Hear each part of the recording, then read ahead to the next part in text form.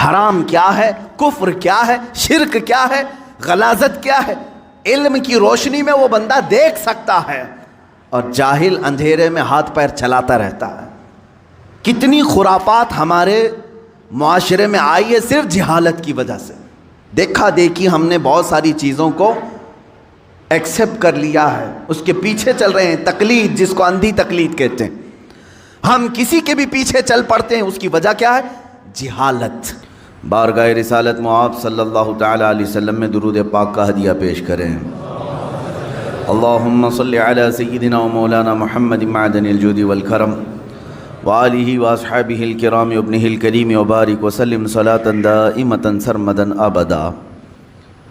ایک عرب نے آدمی کا بول بالا کر دیا، خاک کے ذروں کو ہمدوش ثریا کر دیا، خود نہ تھے جو راہ پہ اوروں کے ہادی بن گئے، کیا نظر تھی جس نے مردوں کو مسیحا کر دیا۔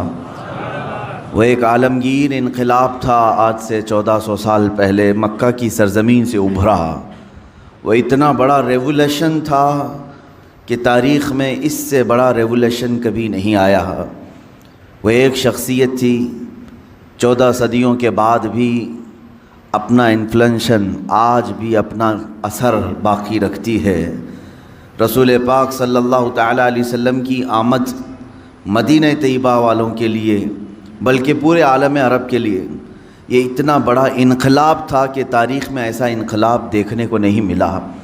بہت ساری انقلابی شخصیات آئی ہیں دنیا میں، بہت سارے لوگوں نے ماحول کو بدلا ہے، سیاسی شخصیات بھی ہیں اور مالی نظام کی شخصیات بھی ہیں، جیسے سیکولرزم بھی آیا، اور اس کے علاوہ دیگر جو شعبے مشہور ہوئے ہیں، تو کچھ نہ کچھ انقلاب لے کر آنے والی شخصیات تھیں، لیکن ان کا انقلاب ان کے زمانے تک محدود رہا، زیادہ دن تک نہیں چل سکا۔ رشیا میں انقلاب آیا، سوویت یونین ٹوٹ کر کے بکھر گئے، اور اس انقلاب کے بعد وہاں پر جو حکومتیں رہی وہ چند سالوں تک اس نظریے پر قائم رہی۔ چائنا میں ایک انقلاب آیا جن کو کمیونسٹ کہا جاتا ہے، وہاں جمہوریت نہیں، ڈیموکریسی نہیں۔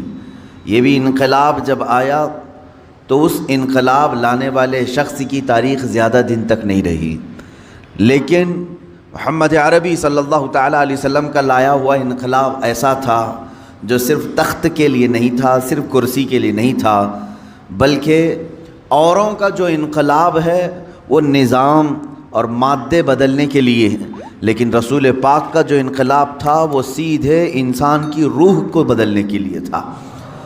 جب جڑ ہی تبدیل ہو جائے تو پھر اس سے نکلنے والی ہر شاخ ہری بھری ہی ہوگی۔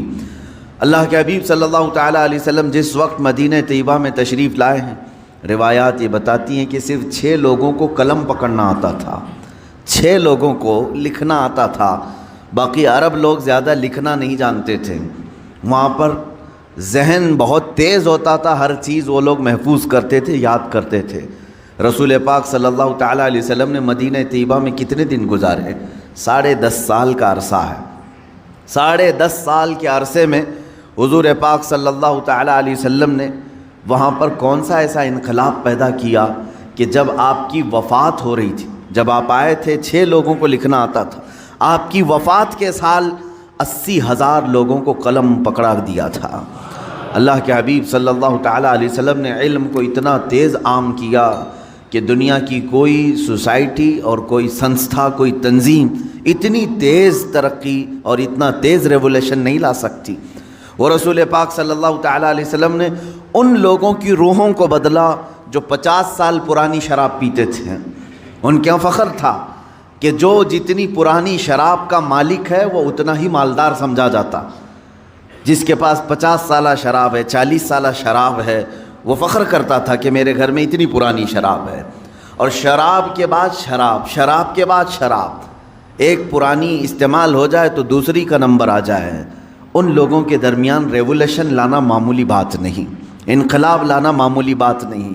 وہاں ایسے لوگ تھے جو کمانا کم لوٹنا زیادہ جانتے تھے، اور فری میں کھانے والوں کی عادت تو دیکھیں۔ سود کے کاروبار سے آزادی اور مکتی حاصل کرنا معمولی بات نہیں. ہماری ہزاروں تقریریں ہوتی ہوں گی, لوگوں کی نصیحتیں ہوتی ہوں گی, لیکن جسے بدلنا ہے بدلتے ہیں, لیکن جسے اسی پر قائم رہنا ہے قائم رہ جاتے. لیکن میرے آقا صلی اللہ تعالیٰ علیہ وسلم کی وہ کیا تاثیر تھی. یہ اللہ کے نبی صلی اللہ تعالیٰ علیہ وسلم کا لایا ہوا ریولیشن ہے, انقلاب ہے. میں چیلنج کرتا ہوں پوری دنیا میں کوئی ایسی شخصیت نہ آ سکی جو اتنا بڑا انقلاب لائی ہو. مدینہ طیبہ میں آئے ہیں حضور اکرم صلی اللہ تعالیٰ علیہ وسلم جب چند سو کی تعداد تھی, 200 کے قریب مسلمان تھے, لیکن 10 سال کے اندر, 10.5 سال کے اندر وہ رسول پاک صلی اللہ تعالیٰ علیہ وسلم نے انسانوں کا ایک ایسا سمندر جمع کیا جن میں سے ہر ایک آسمان کا مہ کامل بن کر نکلا ہے. ہر ایک صحابی اپنی جگہ پر عظمت والا ہے. خود میرے آقا نے فرمایا اصحابی کالنجوم بأیہم اقتدیتم اہتدیتم, میرے سارے صحابہ ستاروں کی طرح ہیں, تم جس کی پیروی کرو گے ہدایت پا جاؤ گے. اس لیے کہ میں اس ریولیشن کی بات کر رہا ہوں.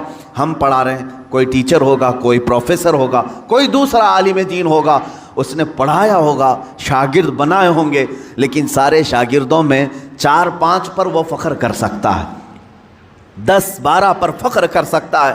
میرے اتنے سارے شاگردوں میں چند لائق نکلے ہیں, یہ اتنے اچھے ہیں کہ ان کے ذریعے سے کام ہو سکتا ہے.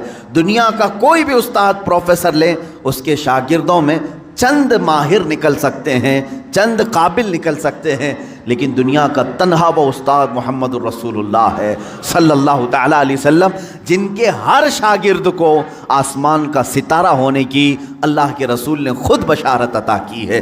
ان میں سے ہر ایک مشعل ہدایت ہے.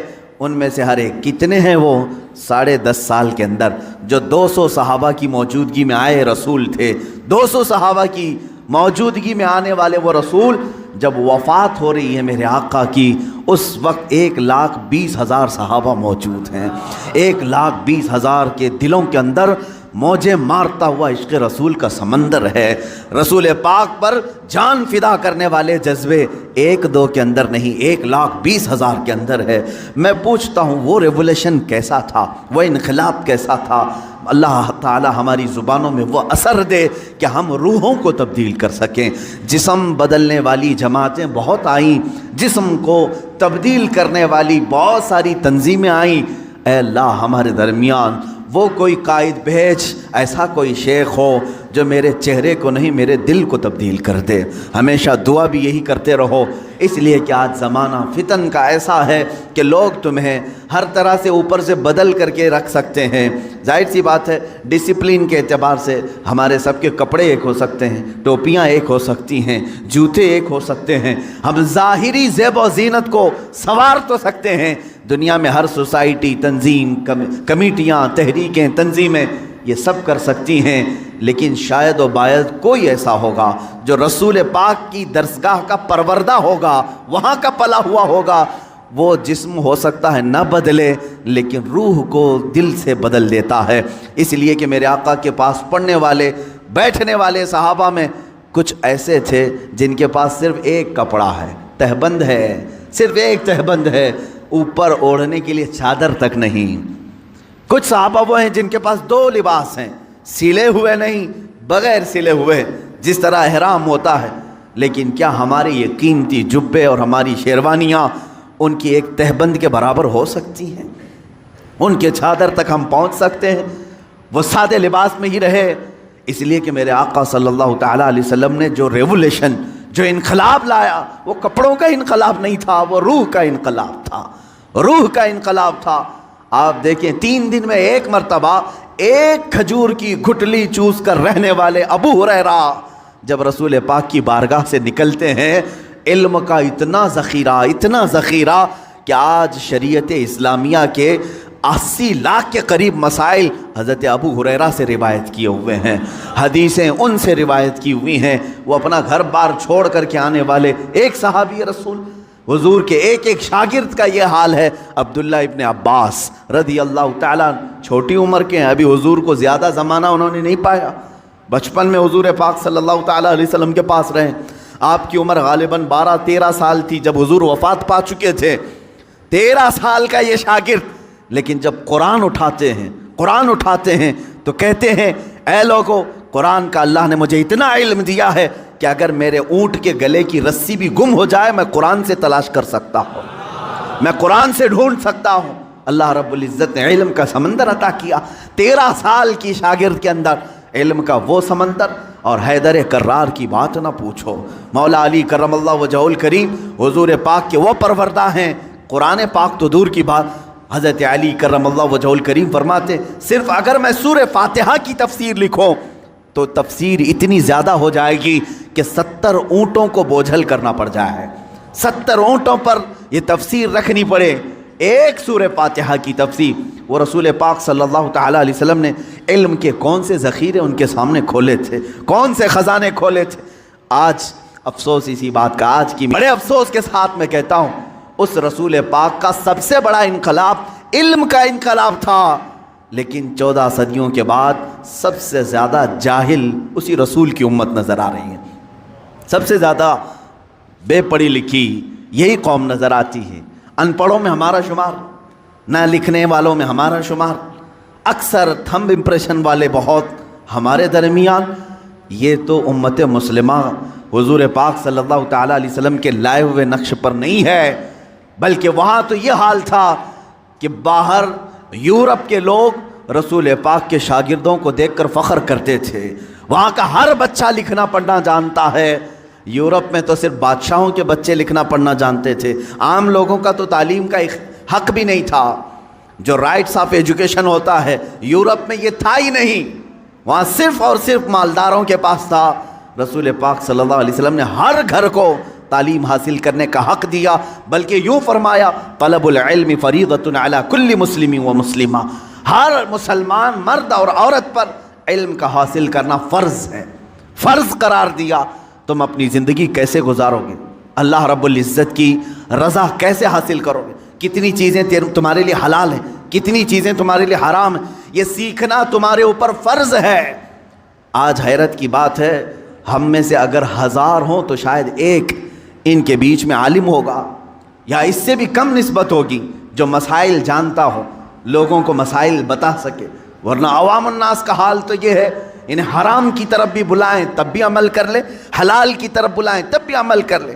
حاطب اللیل اس کو کہا گیا ہے، رات میں لکڑیاں جمع کرنے والے کی مثال جاہل کی ہے، جاہل آدمی رات کو لکڑیاں جمع کرنے والے کی طرح ہے۔ حدیث پاک میں ملتا ہے، کیوں؟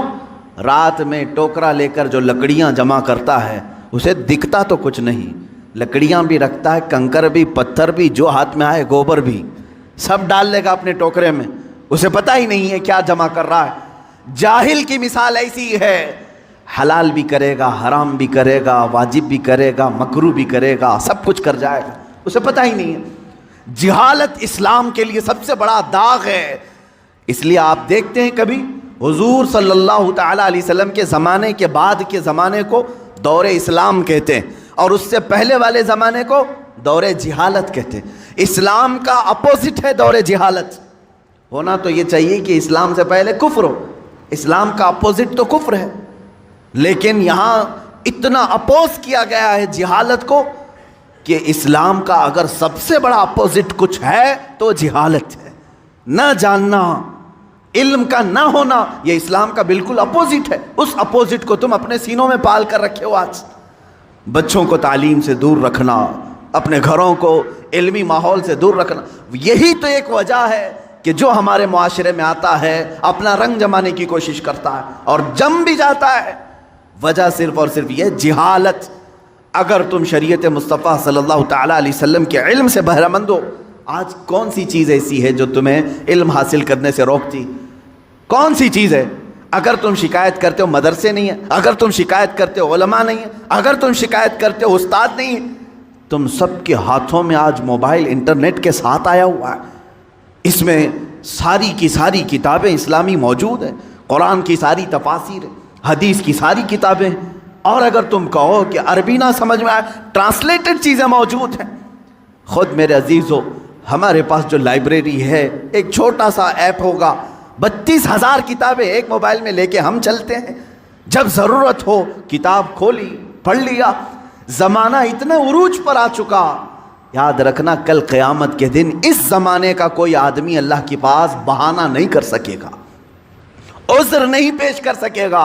اے اللہ میں ایسے ماحول میں تھا کہ کوئی استاد ہی نہیں ملا، اے رب میں ایسے ماحول میں تھا کہ کوئی عالم ہی نہیں آیا۔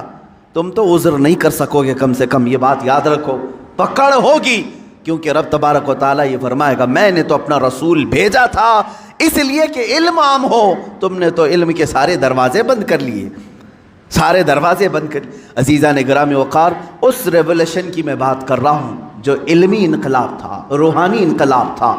اب ایک بات اور، جب لائٹ آ جاتی ہے تو بہت ساری چیزیں دکھنے لگتی ہیں۔ لائٹ بند ہو تو پتہ نہیں چلتا کہ دیوار پہ کیا ہے، زمین پہ کیا ہے، چھت پہ کیا ہے۔ لائٹ روشن کرو ہر جگہ نظر آنے لگی۔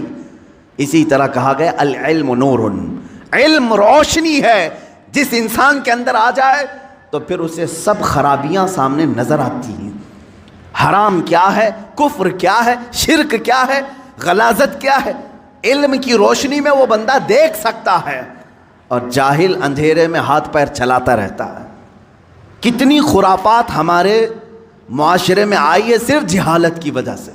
دیکھا دیکھی ہم نے بہت ساری چیزوں کو ایکسیپٹ کر لیا ہے، اس کے پیچھے چل رہے ہیں، تقلید جس کو اندھی تقلید کہتے ہیں۔ ہم کسی کے بھی پیچھے چل پڑتے ہیں، اس کی وجہ کیا ہے؟ جہالت۔ اللہ کے نبی صلی اللہ تعالیٰ علیہ وسلم اسی چیز کو ختم کرنے کے لیے تشریف لائے تھے۔ میں نے شروع میں اپنے تقریر کے یہی عرض کیا کہ ایک عرب نے آدمی کا بول بالا کر دیا، خاک کے ذروں کو ہمدوش ثریا کر دیا۔ ظاہر سی بات ہے بتوں کی پوجا کرنے والوں کو بتوں سے آزادی دلا کر ایک خدا کی طرف لانا معمولی بات نہیں، لیکن رسول پاک نے یہ کام علم کے ذریعے فرمایا۔ علم کے ذریعے جب بندے کے پاس علم ہو تو آپ اس سے ڈیبیٹ کر سکتے ہیں۔ جاہلوں سے کیا مناظرہ ہوگا، جاہلوں سے کیا ڈیبیٹ ہو سکتا ہے، وہ اپنی ہی ہانکتا رہے گا۔ لیکن جس کے پاس علم آ جائے وہ دلیلوں کو سمجھتا بھی ہے اور دلیلوں کو ایکسیپٹ بھی کرتا ہے۔ حضور پاک صلی اللہ تعالیٰ علیہ وسلم نے سب سے پہلے قرآن کے علم کو عام کیا۔ جب وہاں مکہ والے اور مدینے والے اس علم کو دیکھ رہے تھے جو رسول پاک کی زبان سے نکل رہا تھا، تب انہوں نے رسول پاک کی دلیلوں کو بھی ایکسیپٹ کیا ہے۔ میرے عزیزو، اتنی آسانی سے سب اسلام میں نہیں آئے۔ بعض وہ صحابہ ہیں جو آمنا صدقنا کہہ کر آ گئے، لیکن اکثر تو ایسے ہیں جنہوں نے جانچا، پرکھا، امتحانات لیے کہ حقیقت میں ہے بھی کہ نہیں۔ برسوں سے تو پوجا چل رہی ہے، ماں باپ دادا دادی سب کر رہے تھے، انہوں نے اگر آج انکار کیا ہے تو دلیل تو دے کے پوچھیں۔ حضور پاک صلی اللہ تعالیٰ علیہ وسلم کے پاس ڈیبیٹ کے لیے کئی لوگ آئے۔ آپ ایک خدا کی طرف بلا رہے ہیں، ہمارے خداؤں کا کیا برا ہے، ان کے یہاں کیا ہے؟ حضور پاک صلی اللہ تعالیٰ علیہ وسلم نے علمی انداز میں ان کی اصلاح کی ہے۔ کیسے؟ بعض مقامات پر اپنے معجزوں کے ذریعے، بعض مقامات پر اپنے عقلی دلائل کے ذریعے حضور پاک صلی اللہ تعالیٰ علیہ وسلم نے انہیں سمجھایا اور انہوں نے ایکسیپٹ کیا۔ آج اسی بات کی ضرورت ہے، جب تم علم سے کورے ہوں تو دوسرے کو کیا اسلام دے سکو گے، دوسرے کو اسلام کی طرف کیسے بلا سکو گے؟ ہمارے ہاں اکثر لوگوں کے ہاں مٹکے خالی ہیں، گھڑے خالی ہیں، اور جو دشمن اسلام ہے وہ سمجھتا ہے ان کی زبانوں سے صرف جہالت نکلے گی اور کچھ نہیں۔ علمی طریقے سے رد ہو تو آج بھی دلائل کے سامنے دنیا مجبور نظر آئے گی، مجبور ہوگی۔ عزیزان گرامی وقار، میں رسول پاک صلی اللہ تعالیٰ علیہ وسلم کے اس ریولیشن کو چاہتا ہوں کہ آپ روح کا انقلاب لے آؤ، روح کی تبدیلی لے آؤ۔ چہرے بدل لینے سے کچھ نہیں ہوتا۔ بعض لوگ داڑیاں تو رکھ لیے لیکن ان کے روح کی گندگی جا نہ سکی۔ بعض لوگ عمامے اور لباس تو صاف کر لیے لیکن اندر کے برے کرتوت جا نہ سکے۔ یہ ایسی ہی ہے جیسے کسی کنویں میں کتا مرا پڑا ہے، آپ نے پانی تو پورا خالی کر دیا، مرے ہوئے کتے کو اسی میں چھوڑ دیا، تو پھر جب پانی آئے گا اس کتے کی مرے ہوئی بدبو آتی رہے گی۔ یہاں لباس تبدیل کرنا، صرف داڑھی رکھ لینا، صرف عمامہ پہن لینا یا صرف ظاہر کو سنبھال لینا اسلام کا یہ تقاضا نہیں، بلکہ اپنے اندر موجود جو غلاظتیں ہیں، جو حرام کی خواہش کرتی ہے، جو تمہارا نفس برائیوں کی طرف توجہ کرتا ہے، اس چیز کو پہلے صاف کریں، پھر آپ جسم پر کچھ بھی کپڑا رکھیں اللہ رب العزت تمہارے زبان پر اثر پیدا کرے گا، اس لیے کہ اب یہ بات زبان سے نہیں دل سے نکلے گی۔ آپ روح کی تبدیلی کی طرف توجہ کریں، روح کی تبدیلی۔ اسی لیے میرے آقا صلی اللہ تعالیٰ علیہ وسلم نے جن لوگوں کو مسیحا بنایا، شاعر نے یہی کہا ہے، خود نہ تھے جو راہ پہ اوروں کے ہادی بن گئے، کیا نظر تھی جس نے کہ مردوں کو مسیحا کر دیا۔ میرے آقا صلی اللہ تعالیٰ علیہ وسلم نے ان کو مسیحا بنایا۔ بعض صحابہ ایسے ہیں، ایک سفر پر ہیں، کہتے ہیں ایک آدمی پیٹ کے درد سے تڑپ رہا تھا۔ صحابہ کو یہ خبر نہیں تھی کہ کیا کیا جائے۔ ایک صحابی آگے بڑھے، انہوں نے کچھ پڑھا، اس پر پھونک دیا، اس کو پیٹ کا درد چلا گیا، ختم ہی ہو گیا، صحیح ہو گیا۔ سارے صحابہ نے پوچھا کہ تو کیا حکیم ہے، تو کیا معالج ہے، طبیب ہے، کیا کیا تو نے؟ اس صحابی نے کہا مجھے کچھ سمجھ میں نہیں آ رہا تھا، یہ بڑی تکلیف میں تھا، جس کے ہاں یہ لوگ مہمان تھے، میں نے سورہ فاتحہ کی تلاوت کی اور اس پر پھونک دیا، اس کا پیٹ صحیح ہو گیا۔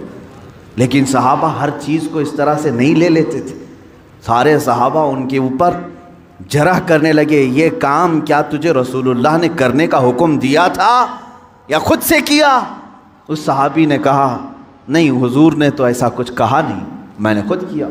پکڑ کر لے چلے حضور کی بارگاہ میں۔ کیا قرآن کی آیتیں پڑھ کر کسی پر پھونک مار سکتے ہیں کہ نہیں؟ یہیں سے اس حدیث سے ہی ثابت ہوتا ہے کہ ہم جو بزرگان دین کے پاس دم کرانے کے لیے جاتے ہیں، وہ صحابہ آئے، کہا اے اللہ کے نبی صلی اللہ علیہ وسلم، آپ کے اس صحابی نے آج ایک عجیب و غریب عمل کیا۔ کہا کیا کیا؟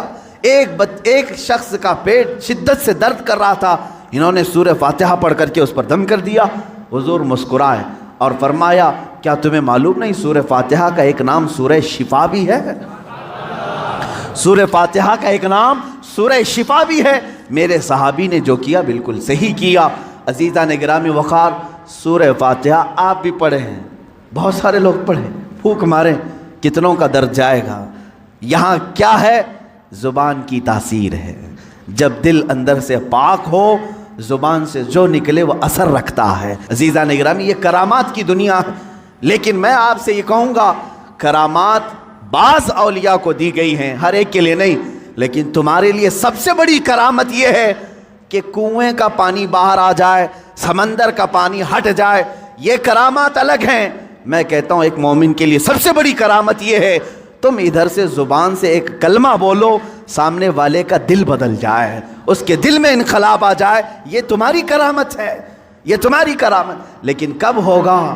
جب تم خود اپنے آپ کو بدلنے کی سوچو۔ خدا نے آج تک اس قوم کی حالت نہیں بدلی، نہ ہو فکر جس قوم کو خود اپنی حالت بدلنے کا، نہ ہو فکر جس کو خود اپنی حالت بدلنے کا۔